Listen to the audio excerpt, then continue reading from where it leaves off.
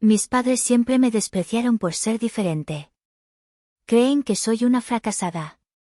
La invitación de boda de mi hermana es una trampa, un intento de humillarme. Pero el karma es una perra. El sobre llegó un martes por la tarde, justo cuando el sol comenzaba a bañar de oro los rascacielos de la Ciudad de México. No era el típico sobre blanco y estéril de negocios, ni el sobre manila abultado con documentos legales que mi asistente, Fabián, solía dejar con precisión milimétrica sobre mi escritorio de cristal. Este era diferente. Era grueso, de un color marfil cremoso que pretendía susurrar elegancia, pero que a mí me gritaba pretensión. El papel tenía una textura de lino, pesada al tacto, y olía débilmente a lavanda, un aroma que mi madre, Isolda, siempre usó como un arma pasivo-agresiva, un intento de enmascarar el olor a amargura y decepción que impregnaba nuestra casa.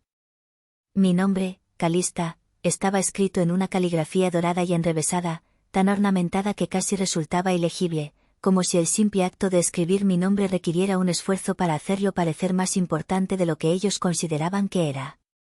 Lo dejé sobre la impecable superficie de mi escritorio, junto a un teclado ergonómico que valía más que el primer coche de mi padre.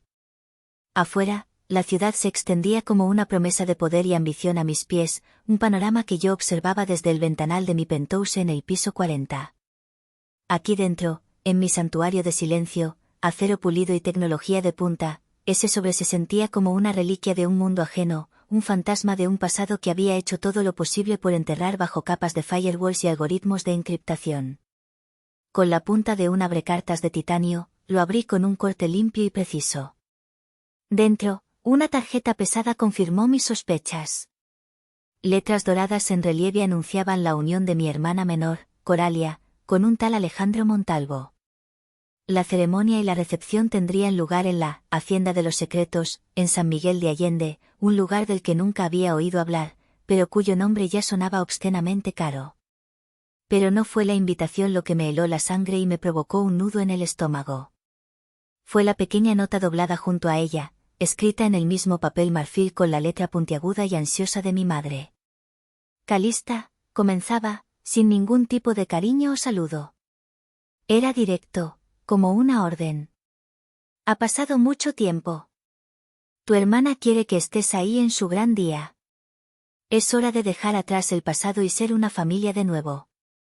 Dejar atrás el pasado. La frase era tan absurda, tan descaradamente manipuladora, que una risa seca y sin alegría escapó de mis labios, el sonido áspero rebotando en el minimalismo silencioso de mi apartamento. ¿Qué pasado quería dejar atrás exactamente?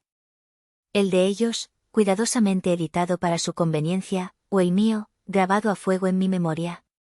Porque en mi versión del pasado, las heridas no eran simples rasguños que el tiempo pudiera curar. Eran fracturas expuestas, deliberada y repetidamente infligidas. Cerré los ojos, y sin que pudiera evitarlo, la memoria me arrastró 2 años atrás, a la última vez que había intentado cruzar el abismo que nos separaba. Fue una llamada telefónica, un acto de debilidad por mi parte. El pequeño negocio de consultoría de mi padre, Leandro, se estaba hundiendo. Lo sabía por mi tío Tadeo, el único puente que me quedaba con esa orilla de mi vida. Con el corazón en un puño, sintiéndome como una niña que busca aprobación, llamé a mi madre. Mamá, le dije, mi voz sonando extraña, casi infantil para mis propios oídos. Sé que las cosas están difíciles. Me gustaría ayudar. Puedo hacer una inversión anónima a través de una de mis empresas, nadie tiene por qué saber que fui yo. El silencio al otro lado de la línea fue largo, pesado, cargado de estática. Luego, escuché su risa. No fue una risa alegre, ni siquiera una risa burlona. Fue un sonido cortante, despectivo, diseñado para herir. Ay, Calista, dijo, arrastrando mi nombre como si fuera un insulto. ¿Ayudarnos? ¿Con tu dinero raro de esas cosas que haces en la computadora? Por favor, no nos hagas reír. ¿Qué sabes tú de negocios de verdad? No es dinero raro, mamá. Se llama fintech y es. No necesitamos tu lástima, me interrumpió, su voz subiendo de tono, afilándose como un cuchillo. Tu padre y yo hemos sacado adelante a esta familia sin tu ayuda y sin tus rarezas. A diferencia de ti, Coralia si nos da alegrías, nos hace sentir orgullosos. Ella no se esconde detrás de una pantalla, ella vive en el mundo real, conoce gente importante. Hizo una pausa dramática, y supe que estaba a punto de asestar el golpe final. Así que guárdate tu dinero, ¿quieres? Y ahógate en él tú sola. Colgó. Me quedé mirando el teléfono, el pitido monótono taladrándome el oído. Ahógate en él. Esa había sido su bendición. Su despedida. Abrí los ojos, de vuelta en mi penthouse, con la invitación en la mano. El papel se sentía frío. No, esto no era un ramo de olivo. Esto era una trampa. Una jaula dorada con barrotes de falsa cordialidad. Me invitaban no porque me extrañaran, sino porque necesitaban algo. Quizás una espectadora para su nuevo acto de felicidad perfecta. Querían que yo, la hija fracasada, la oveja negra, presenciara el triunfo de Coralia, la hija dorada. Querían que viera todo lo que, según ellos, yo nunca podría tener. Mi nombre es Calista, tengo 32 años. Para mi familia, soy un fracaso, una anomalía que es mejor ignorar. Para el mundo de la tecnología financiera, soy la fundadora de OmniPay, la arquitecta de una de las plataformas de pago más seguras del planeta, una empresa que vendí hace 18 meses en un acuerdo que me hizo multimillonaria en dólares antes de cumplir los 30. Mi éxito era mi secreto mejor guardado, mi fortaleza invisible. Y ellos, en su arrogante ignorancia, acababan de invitarme a traer toda mi artillería a su pequeña y patética fiesta de té. Sonreí. Una sonrisa lenta, calculadora, que no llegó a mis ojos. ¿Aceptaría su invitación? Oh, sí. Iría a esa boda. Y por primera vez en mi vida, iba a hacer exactamente lo que mi madre me había ordenado, iba a ahogarlos a todos con mi dinero. Antes de responder, antes de mover una sola pieza en el tablero de ajedrez que era mi vida familiar, necesitaba una perspectiva externa. Necesitaba la voz de la única persona en esa familia que nunca me había mirado como si fuera un rompecabezas con una pieza faltante, como un error de código en su programa de vida perfecta. Marqué el número de mi tío Tadeo. Respondió al segundo tono, su voz cálida y con un toque de sorpresa, un bálsamo para heridas que no sabía que seguían abiertas. ¿Calista? Mija, qué milagro. Pensé que te había tragado la tierra digital. Hola, tío, dije, y el simple acto de hablar con él aflojó un nudo en mi pecho que no sabía que tenía. Recibí algo por correo. Algo que huele a lavanda y a problemas. Le leí la invitación y la nota de mi madre. Él escuchó en silencio, y pude imaginarlo al otro lado de la línea, en su pequeño taller lleno de herramientas, planos y el olor a soldadura, frunciendo el ceño bajo sus pobladas cejas grises. Era un ingeniero jubilado, un hombre de lógica y hechos, la antítesis de mi madre. Una trampa, dijo finalmente, su voz grave confirmando mis pensamientos. Huele a trampa a kilómetros, mija. Tu madre no da un paso sin calcular el beneficio. ¿Qué crees que quieren? Quieren un público, respondí, mientras caminaba hacia el ventanal, observando la ciudad como si fuera un mapa estratégico. Quieren que la hija rara vea a la hija perfecta casándose en un lugar de lujo. Quieren que me siente en un rincón y sienta envidia, para poder sentirse superiores. Es su droga.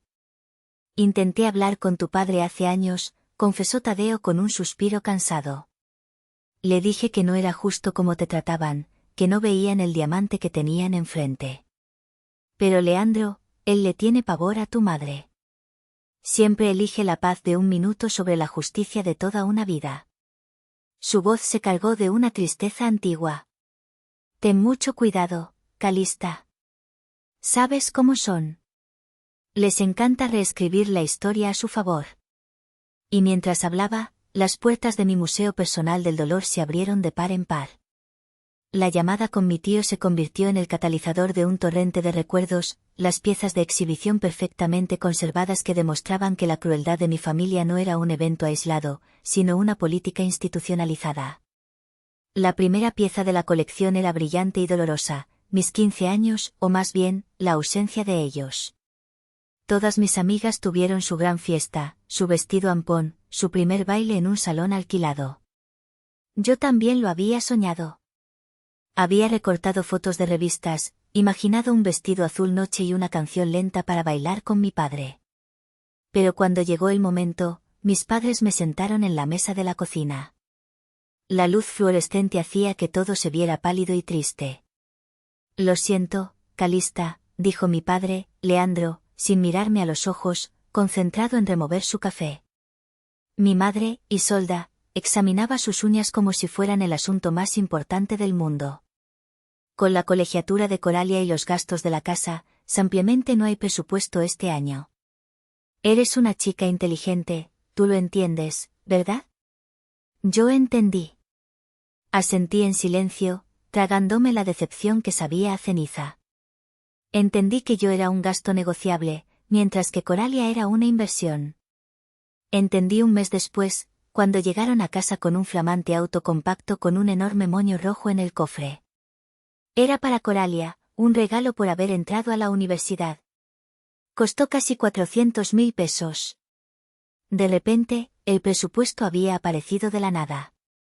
Ver la sonrisa triunfante de mi hermana, mientras mi madre la abrazaba y mi padre le entregaba las llaves con orgullo, fue como verlos celebrar mi propia invisibilidad.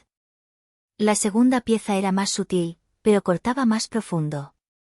Tenía 17 años y un cuaderno de espiral lleno de diagramas de flujo, modelos de negocio y líneas de código primitivo. Eran los planos de lo que, años después, se convertiría en OmniPay. Era mi tesoro, mi mundo secreto, el único lugar donde no era la rara, sino la creadora. Una tarde, durante una cena de Navidad con toda la familia, mi madre lo encontró en mi habitación mientras buscaba un suéter. En lugar de devolvérmelo, lo llevó a la sala de estar como si fuera un trofeo de caza.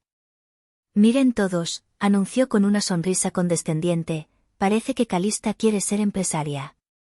Veamos los sueños tontos de la niña rara. Y lo leyó.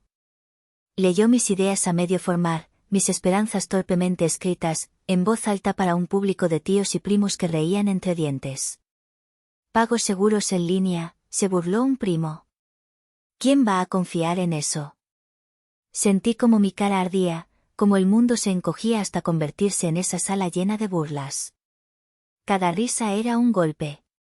Vi a mi padre, inmóvil en su sillón, sin decir una palabra para defenderme. Ese día aprendí a encriptar no solo datos, sino también mis sueños. La obsesión que desarrollé más tarde por la privacidad y la seguridad no nació de una necesidad profesional, sino de esa violación fundamental. Nunca más dejaría que nadie tuviera acceso a mi mundo interior sin mi permiso explícito. La tercera y quizás la pieza más dolorosa del museo era una ausencia.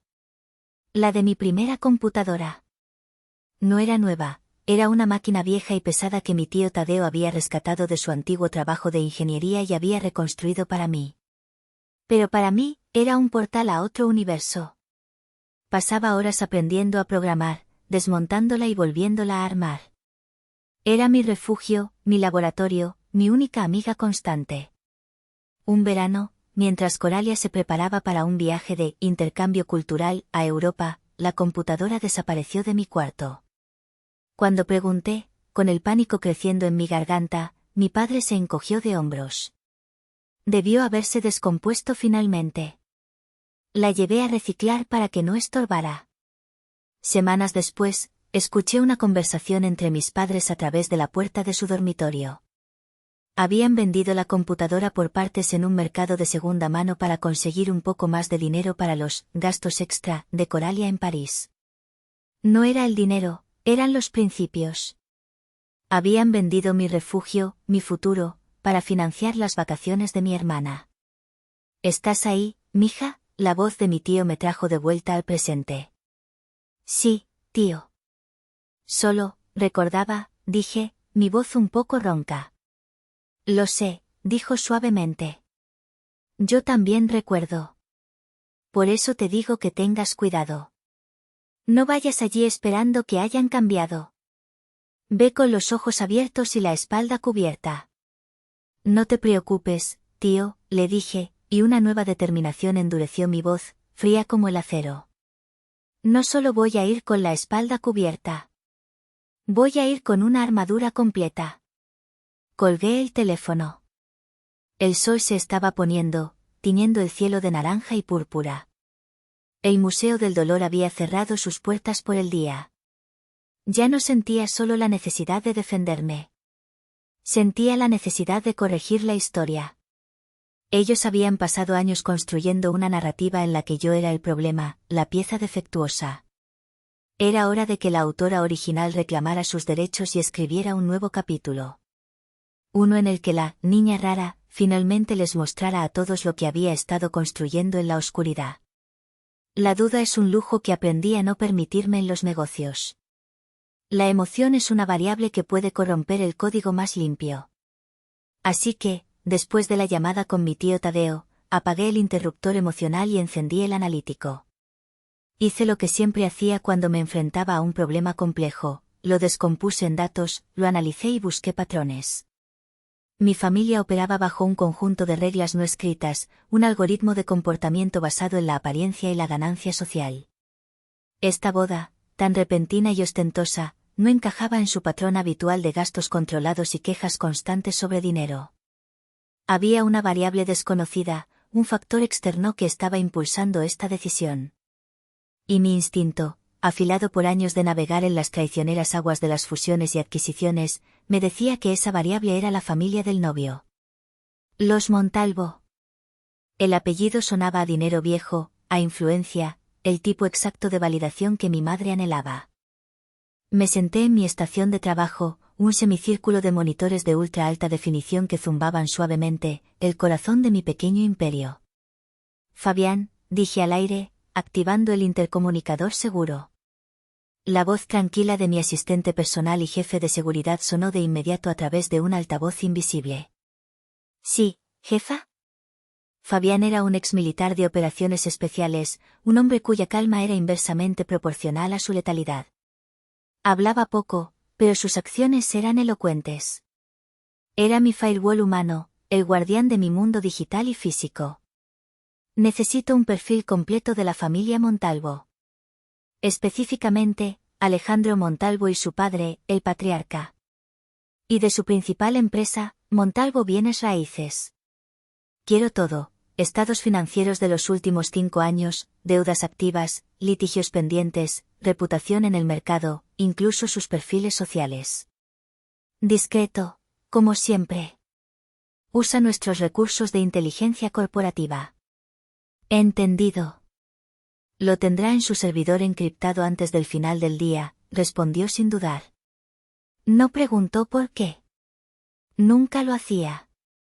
Mientras Fabián se ponía en marcha, mi propia mente comenzó a trabajar. Abrí una terminal segura y empecé a bucear en los registros públicos, cruzando datos, siguiendo el rastro del dinero. Era como depurar un programa, buscas errores, inconsistencias, líneas de código que no tienen sentido. Y las encontré. Pequeñas banderas rojas al principio, luego cada vez más grandes. Una serie de demandas de proveedores por pagos atrasados. Una hipoteca renegociada sobre su edificio corporativo con condiciones muy desfavorables. Propiedades vendidas a precios por debajo del mercado en los últimos 6 meses, una clara señal de necesidad de liquidez.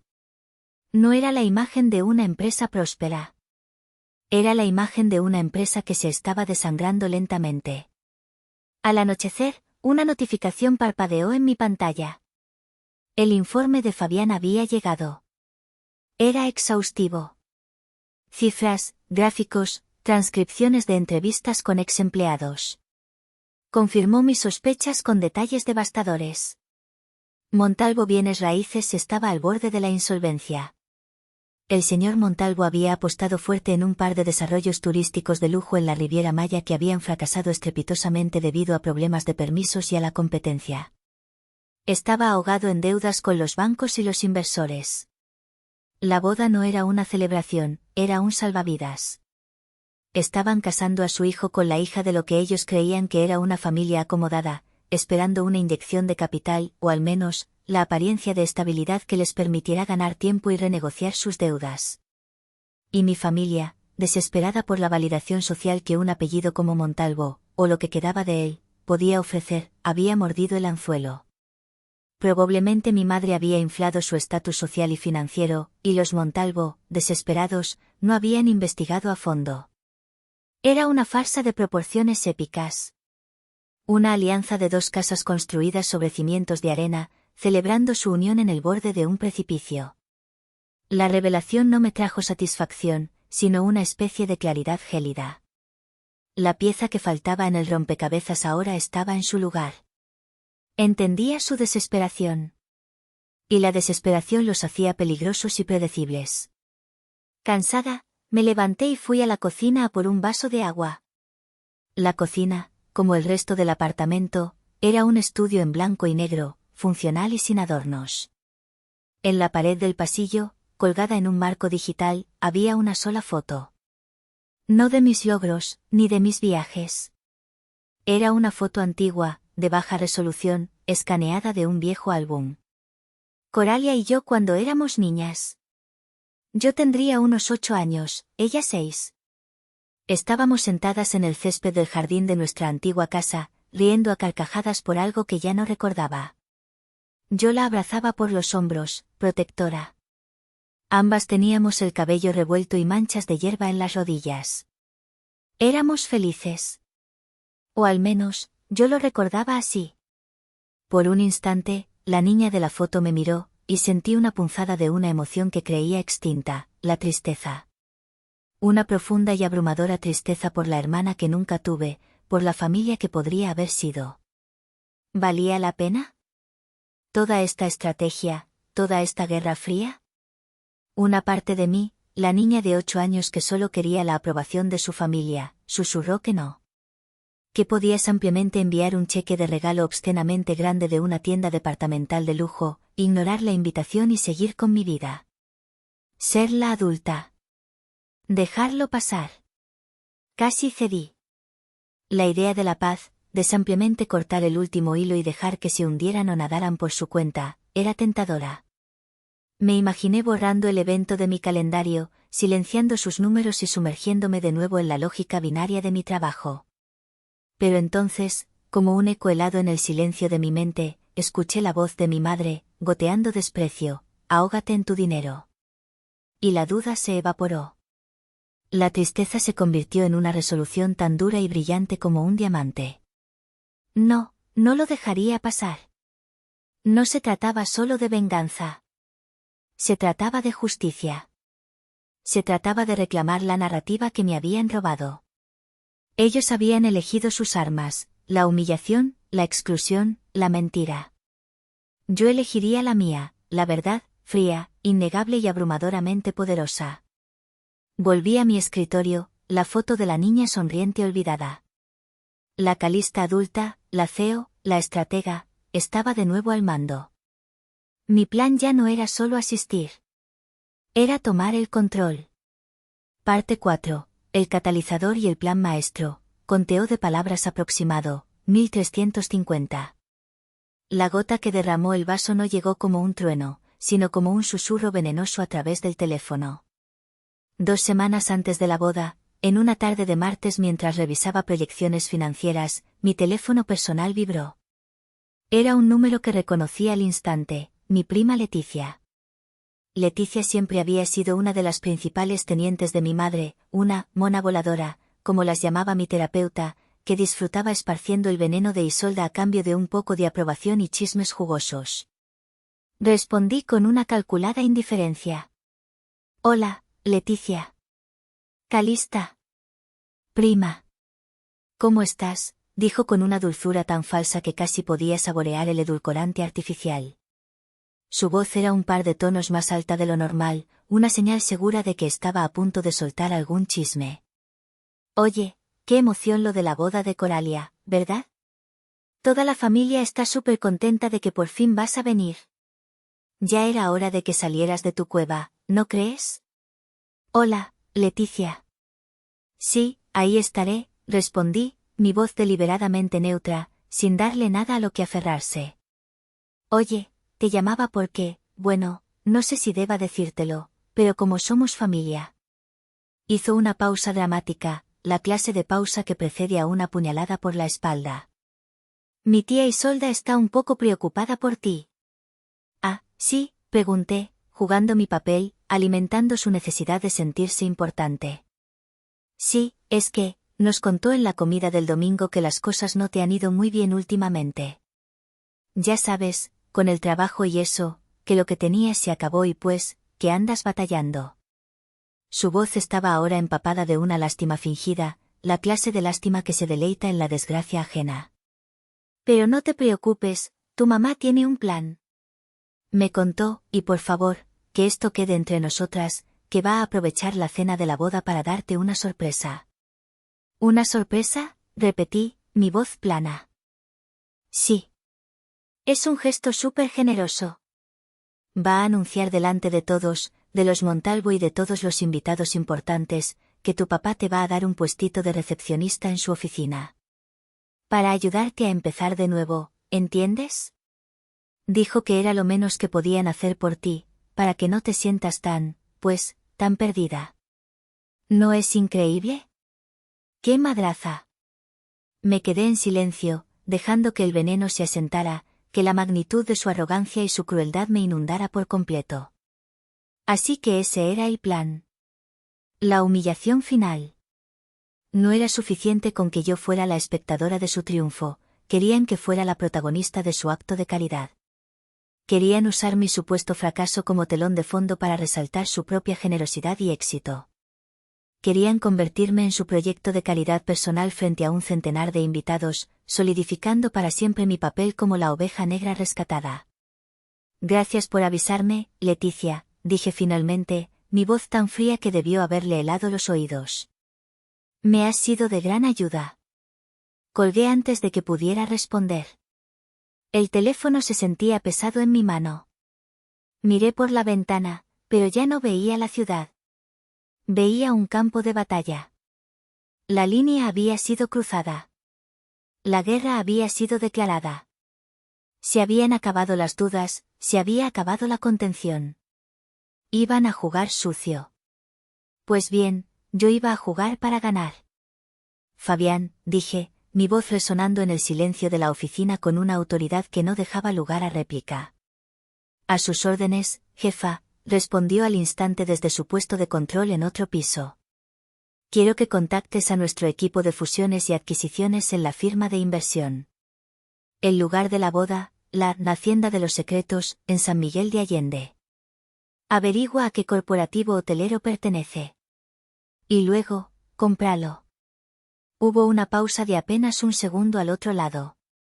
Incluso para Fabián, un hombre que había coordinado mi seguridad en zonas de riesgo y había manejado situaciones mucho más peligrosas, la orden debió sonar extrema. ¿Comprar la hacienda, jefa? No, Fabián. No la hacienda. El corporativo entero. Quiero la participación mayoritaria. Quiero el control total. Rápido, silencioso y legal. No me importa el precio. Usa los fondos de mi cuenta personal de inversión. Quiero que la transacción esté completada y firmada antes del viernes de la próxima semana.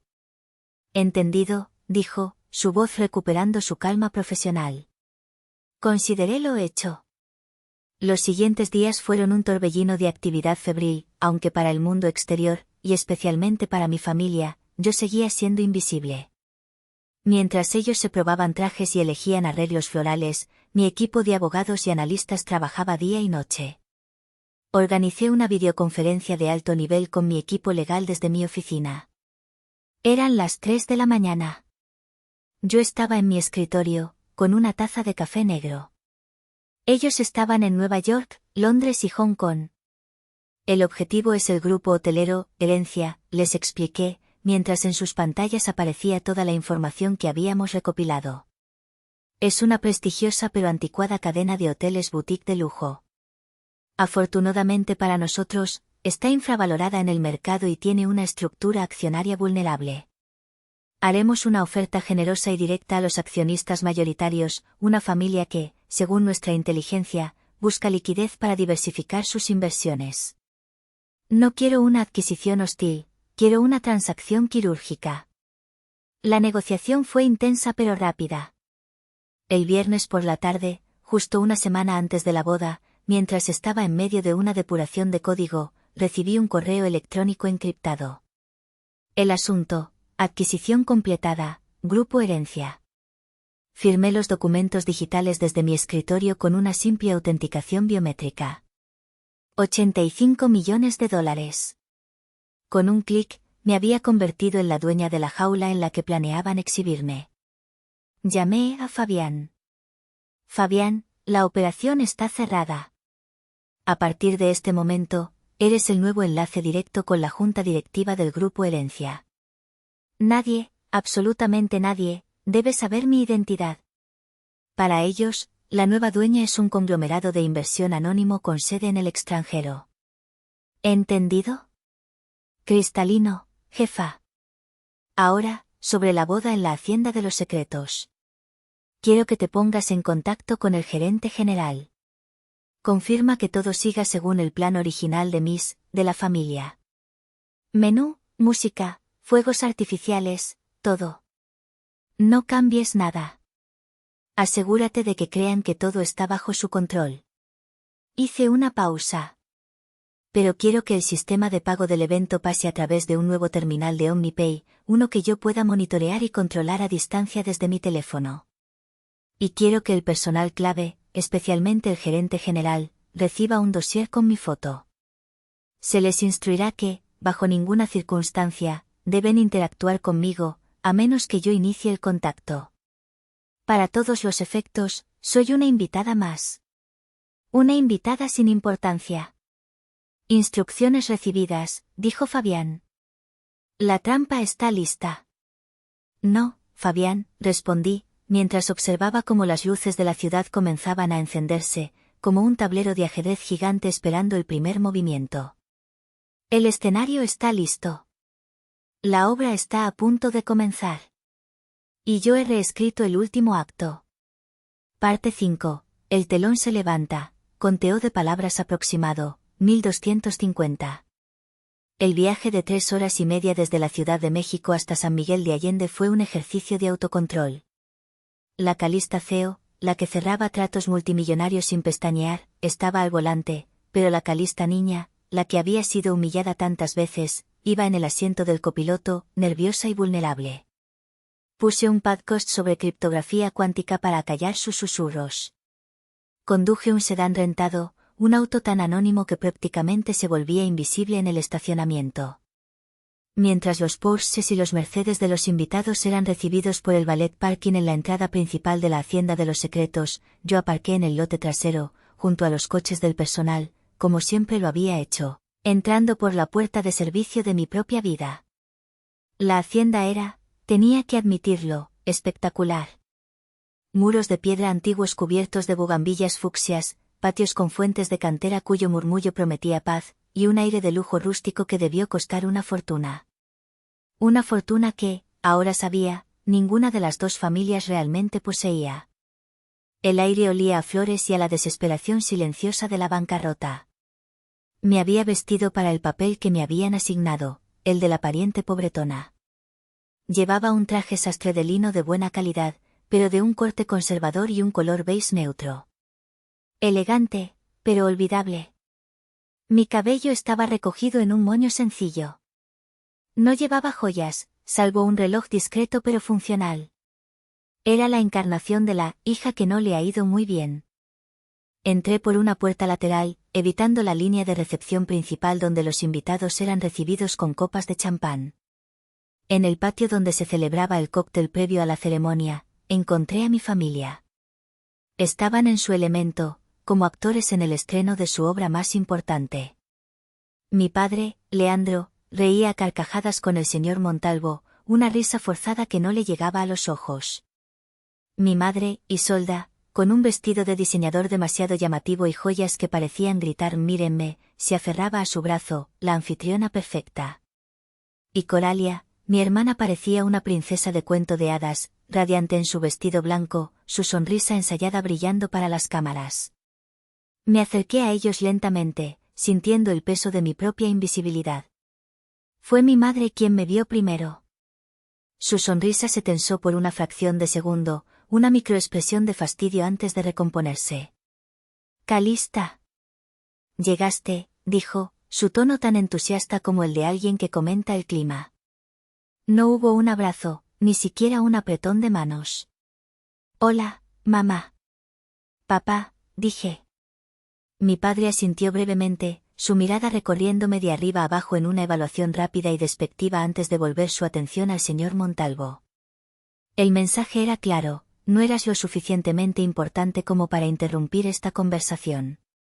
Coralia se giró hacia mí. «Hola, hermanita», dijo, arrastrando la palabra. Su mirada también me escaneó, deteniéndose en mi atuendo sencillo con apenas disimulada burla. «Qué bueno que pudiste venir. Sé que las cosas deben estar difíciles para ti. Pero no te preocupes, hoy es un día feliz». Su condescendencia era tan densa que casi se podía tocar. «Felicidades, Coralia». «Te ves muy bien», respondí, mi voz monótona, un cortafuegos contra mis propias emociones. «Gracias». «Oye, tu mesa está por allá», dijo, señalando vagamente hacia la parte trasera del jardín, cerca de la entrada a las cocinas. Tuvimos que hacer algunos ajustes de último minuto, ya sabes, con tanta gente importante. «Entiendo», dije. «No hay problema». Me di la vuelta y caminé hacia mi exilio designado. Era una mesa pequeña, redonda, sin adornos, claramente añadida en el último momento. Mis compañeros de mesa eran una pareja de ancianos parientes lejanos de los Montalvo que parecían tan fuera de lugar como yo. Me ofrecieron una sonrisa tímida, que devolví con gratitud. Desde mi rincón, observé. Vi al personal del hotel moverse con una eficiencia impecable. Vi al gerente general, un hombre alto y nervioso llamado Rodríguez, supervisando todo. En un momento, sus ojos se cruzaron con los míos. Vi un destello de reconocimiento, seguido de un pánico inmediato antes de que apartara la vista rápidamente y comenzara a hablar con vehemencia en su radio. El mensaje de Fabián había sido recibido y entendido. La ceremonia fue un borrón de clichés. Votos copiados de internet, lágrimas de cocodrilo de mi madre durante el intercambio de anillos y una palpable sensación de transacción comercial bajo el barniz de romance. Mientras ellos decían, sí, acepto, yo pensaba en los contratos, las cláusulas y las deudas que realmente estaban uniendo a esas dos familias. Fue durante la cena, en el magnífico salón principal, cuando la obra de mi familia alcanzó su clímax. Me senté en mi mesa en la oscuridad, comiendo un plato que claramente era diferente y de menor calidad que el del resto de los invitados. Mientras ellos disfrutaban de un filete de res en salsa de vino tinto, a mí me sirvieron un plato de pollo genérico. Un mesero, probablemente siguiendo instrucciones, pasó de largo mi copa de agua vacía varias veces. Pequeñas humillaciones, diseñadas para recordarme mi lugar. Escuché los discursos. El del señor Montalvo, lleno de mentiras sobre la brillante trayectoria de su empresa. El de mi padre, hablando de los valores familiares, con una seriedad que me revolvió el estómago. Entonces, llegó el momento que estaban esperando. Mi madre se levantó, copa en mano, con una sonrisa de mártir benevolente en el rostro. «Queridos amigos, familia», comenzó, su voz proyectándose con la práctica de años de ser el centro de atención. «Hoy es un día de inmensa alegría. Pero en medio de esta celebración, mi corazón de madre también quiere compartir un acto de amor familiar». Todas las miradas se posaron en ella. Como algunos saben, mi hija mayor, Calista, ha pasado por momentos complicados. Pero en esta familia, nunca dejamos a nadie atrás. Sentí cientos de ojos volviéndose hacia mí, cargados de lástima y curiosidad morbosa. Mi madre me señaló con su copa, como un director de orquesta señalando a un solista. Por eso, con el corazón lleno de orgullo, quiero anunciar que su padre y yo hemos decidido darle a Calista una nueva oportunidad. A partir del lunes, tendrá un puesto de recepcionista esperándola en la empresa familiar, para que pueda volver a encarrilar su vida. Un aplauso educado pero tibio llenó el salón. Vi la sonrisa triunfante en el rostro de Isolda. Lo había logrado.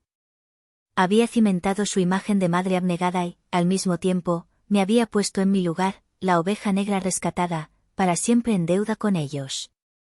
Mantuve mi rostro inexpresivo, una máscara de calma. Dejé que disfrutara su momento. El telón de su acto había caído. Pero el mío estaba a punto de levantarse. En el silencio que siguió al aplauso, mientras mi madre me miraba con una expresión que era una mezcla de suficiencia y falsa compasión, esperando que me levantara y le agradeciera entre lágrimas, saqué mi teléfono discretamente bajo la mesa.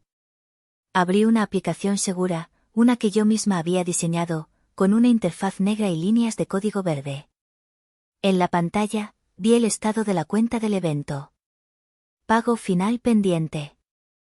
Con un solo toque en la pantalla, envié una señal encriptada al nuevo terminal de pago que había hecho instalar en la oficina de administración de la Hacienda. La señal era simple, una sola línea de código: declinar transacción. Motivo: fondos insuficientes. Justo cuando Isolda iba a decir algo más, probablemente instándome a levantarme y agradecerle públicamente, la puerta principal del salón se abrió con más fuerza de la necesaria. El gerente general de la Hacienda, el señor Rodríguez, entró a paso rápido, su rostro pálido y cubierto por una fina capa de sudor. Llevaba una tablet en la mano y se dirigió directamente a la mesa principal, interrumpiendo el flujo de la fiesta con una urgencia que silenció la música de fondo. Disculpen la interrupción, señora Isolda, señor Montalvo, dijo, su voz tensa y un poco demasiado alta, asegurándose de que todos pudieran oír. Tenemos un problema grave. Mi madre lo miró con irritación, ofendida por la interrupción de su momento triunfal. ¿Qué ocurre? ¿No ve que estamos en medio de un brindis? Lo lamento profundamente, señora, pero es urgente, insistió el gerente, mirando nerviosamente de reojo en mi dirección. Acabamos de intentar procesar el pago final del evento, como estaba estipulado en el contrato, y la tarjeta de crédito proporcionada ha sido rechazada. Un silencio mortal cayó sobre el salón. Se escuchó el tintineo de un tenedor al caer sobre un plato. La música de fondo se detuvo por completo. El señor Montalvo se puso de pie de un salto, golpeando la mesa con la mano. ¿Rechazada? Eso es imposible. Es una tarjeta corporativa sin límite. Debe ser un error de su sistema. Lo hemos intentado 3 veces, señor, con 2 tarjetas diferentes que nos proporcionaron, respondió el gerente, su voz temblando ligeramente, pero manteniéndose firme. Ambas indican fondos insuficientes. El caos comenzó a gestarse. Escuché murmullos extendiéndose por las mesas como un reguero de pólvora. Fondos insuficientes, se susurraban unos a otros. La esposa del señor Montalvo soltó un pequeño gemido. Mi padre, Leandro, miraba a Montalvo con una mezcla de pánico y acusación. La fachada de riqueza y poder se estaba agrietando en tiempo real, revelando la desesperación que había debajo. Esto es un ultraje, gritó mi madre, su rostro enrojecido por la humillación. ¿Cómo se atreve a avergonzarnos de esta manera? Arregle su maldito sistema ahora mismo o me aseguraré de que lo despidan. El gerente, atrapado entre la ira de sus clientes y las órdenes de su verdadera jefa, parecía a punto de colapsar. Y fue entonces cuando decidí que el prólogo había durado lo suficiente. Llegó el momento del jaque mate. Ignorando las miradas de todos, el gerente general hizo algo que nadie esperaba. Se dio la vuelta, le dio la espalda a la furiosa mesa principal y caminó con pasos deliberados a través del salón, directamente hacia mi pequeña y olvidada mesa junto a la cocina. Cada paso que daba era como el tic-tac de una bomba de tiempo. Cientos de cabezas se giraron para seguir su trayectoria, sus rostros llenos de confusión. ¿Por qué iba hacia la pariente pobre? ¿Iba a pedirle que se retirara? Se detuvo frente a mí. La pareja de ancianos que me acompañaba en la mesa lo miraba con la boca abierta. El gerente hizo una profunda y respetuosa inclinación, una reverencia que nunca le dedicaría a un simple invitado. Levantó la vista, y aunque se dirigía a mí, su voz fue clara y lo suficientemente fuerte como para que las mesas cercanas la oyeran sin dificultad. Patrona, comenzó, la palabra resonando en el aire tenso. Una disculpa inmensa por esta interrupción. Le aseguro que no volverá a ocurrir. ¿Cómo desea que procedamos con la situación? Si el rechazo de las tarjetas había sido una grieta en la fachada, la palabra, patrona, fue un terremoto de magnitud 9. El silencio que siguió fue absoluto, un vacío que absorbió todo el sonido. Podía sentir el peso de cientos de miradas sobre mí, ya no de lástima, sino de pura y absoluta incredulidad. Mi madre fue la primera en reaccionar. Su cerebro, incapaz de procesar la nueva información, recurrió a la negación. «¿Patrona?», gritó, su voz estridente y llena de incredulidad. «¿Le está llamando, patrona, a ella? ¿Se ha vuelto loco? Es solo mi hija, no tiene donde caerse muerta». Lentamente, me puse de pie. Dejé la servilleta de tela sobre la mesa y miré al gerente con una calma que no sentía. Mi corazón latía con fuerza contra mis costillas, pero mi voz, cuando hablé, fue firme y controlada. «Gracias por su diligencia, señor Rodríguez», dije, usando su nombre para demostrar mi autoridad. «Aprecio que haya seguido mis instrucciones al pie de la letra». Luego, me giré para encarar a mi familia y al resto de los invitados. Mis ojos se encontraron con los de mi madre. Vi su confusión convertirse en un horror Danin, como alguien que ve el tsunami acercándose a la orilla. «Está hablando conmigo, mamá», dije, mi voz resonando en el silencio sepulcral del salón. «Porque resulta que, desde el martes pasado, yo soy la dueña de esta hacienda». Hice una pausa, dejando que la información se asentara, que viajara de mesa en forma de susurros incrédulos. «De hecho», añadí, con una pequeña y fría sonrisa, mientras mi mirada se posaba en mi padre y en el señor Montalvo, «soy la dueña de todo el grupo hotelero». El sonido colectivo de jadeos y murmullos fue la sinfonía más dulce que había escuchado en mi vida. El jaque mate había sido ejecutado. La reina había caído. La confesión aterrizó en el salón no como una piedra en un estanque, sino como un meteorito. El impacto vaporizó instantáneamente el ambiente festivo, dejando en su lugar un cráter de silencio y conmoción. Por un largo segundo, nadie se movió. El tiempo pareció congelarse. Mi padre, Leandro, me miraba con la boca abierta, su cerebro visiblemente luchando por procesar una realidad que su mente se negaba a aceptar. Coralia, la radiante novia, parecía una estatua de cera, su sonrisa congelada derritiéndose en una mueca de horror y confusión. Pero fue el señor Montalvo quien se rompió primero.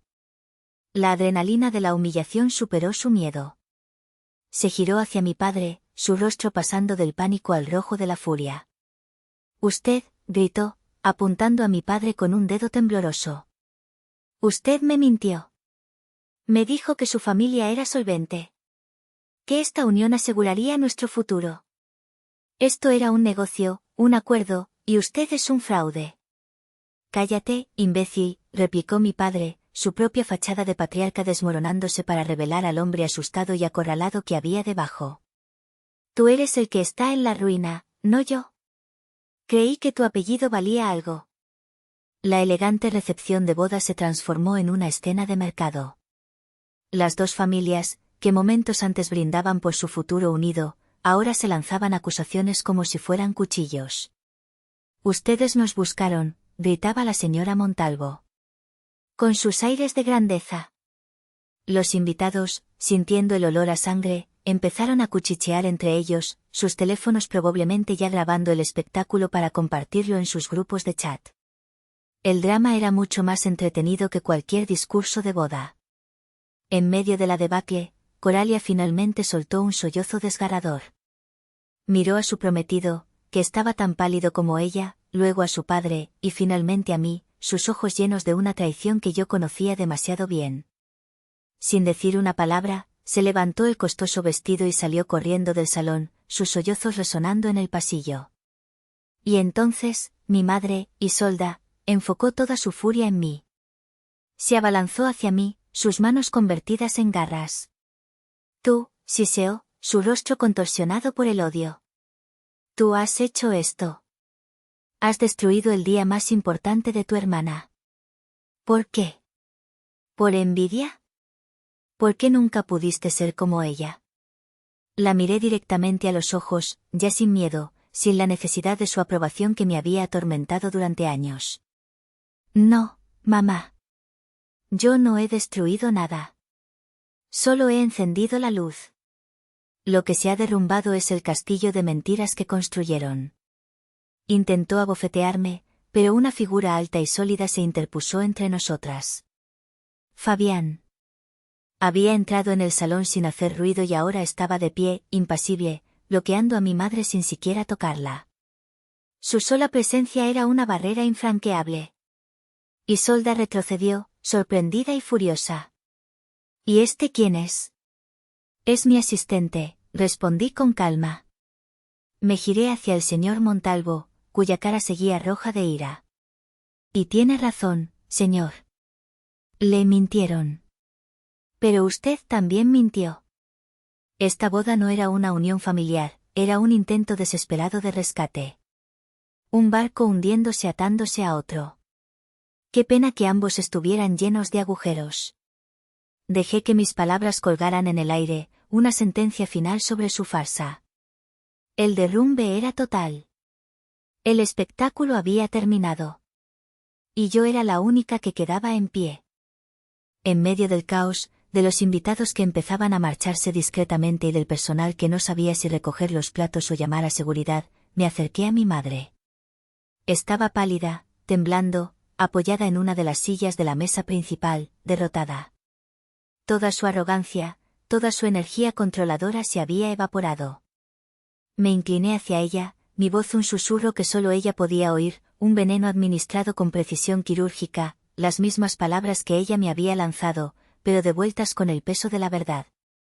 ¿Recuerdas lo que me dijiste hace 2 años, mamá?, le pregunté. Me dijiste que me ahogara en mi dinero. Levantó la vista, sus ojos llenos de una mezcla de odio y pánico. Mira a tu alrededor, continué suavemente, mi voz sin rastro de ira, solo una calma devastadora. Mira esta fiesta que no puedes pagar. Mira a tu hija perfecta huyendo de su boda falsa. Mira a tu marido discutiendo con un hombre al que intentó estafar. La única que se está ahogando aquí eres tú. Ahogada en tus propias mentiras. Retrocedí un paso. La herida que me había infligido con esas palabras finalmente tenía su cierre. No con un perdón que no merecía, sino con el espejo de la verdad. Me giré hacia el gerente, que había estado esperando pacientemente mis órdenes. Con una voz clara y fuerte, para que todos los que quedaban pudieran oír, dije, señor Rodríguez, por favor, asegúrese de que se cobre el costo total del evento. El menú, las flores, la música, los fuegos artificiales que no se lanzaron, todo. Sin descuentos. Envié la factura, dividida en 2 partes iguales, a la familia de mi padre y a la familia Montalvo mañana por la mañana. A nivel personal, le agradezco su profesionalismo esta noche. Habrá una bonificación sustancial para usted y su personal. Sin mirar atrás, caminé hacia la salida. Fabián me seguía a una distancia discreta. No sentía euforia, ni un placer sádico. Sentía ligereza. Como si me hubiera quitado de encima un peso que había cargado durante 20 años. Las semanas que siguieron fueron silenciosas. La boda, por supuesto, fue cancelada. Las empresas de ambas familias, expuestas y sin su salvavidas mutuo, iniciaron procesos de bancarrota. La gran sociedad de San Miguel de Allende tuvo chismes para meses. La historia, con varias versiones exageradas, se convirtió en una leyenda local. No volví a hablar con mis padres ni con mi hermana. Recibí algunos mensajes de voz llenos de ira y victimismo, los cuales borré sin escucharlos. El único que me contactó fue mi tío Tadeo. Nos vimos para tomar un café en un pequeño local en Coyoacán un mes después. El sol de la mañana se filtraba a través de los árboles. Así que, lo hiciste, dijo, con una media sonrisa en el rostro mientras removía su café. Lo hice, confirmé, sintiendo el calor de la taza en mis manos. ¿Y cómo te sientes? Lo pensé por un momento, buscando la palabra exacta. En paz, tío. Por primera vez, siento que no tengo que justificar mi existencia ante nadie. Siento que el código de mi vida finalmente compiló sin errores. Le conté mi último proyecto. Con una fracción del dinero maldito, como mi madre lo llamaba, había creado una fundación.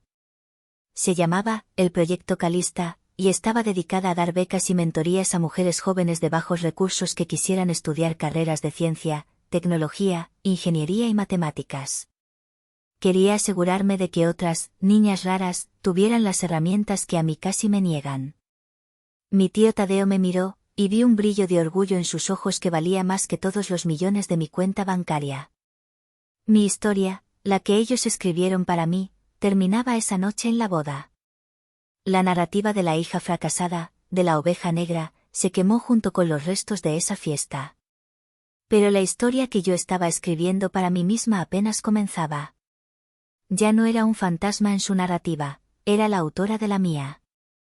Ellos me dijeron que me ahogaría en mi dinero, una maldición que intentaba encadenarme a la soledad y la culpa. Pero se equivocaron. No me ahogué. Al contrario, siento que, por primera vez en mi vida, finalmente puedo respirar. Y ahora les pregunto a ustedes, ¿estuve mal por dejarlos hundirse solos? Gracias por escuchar. Si te gustó esta historia, no olvides suscribirte al canal, darle like y dejar tu opinión en los comentarios. Nos vemos en la próxima historia.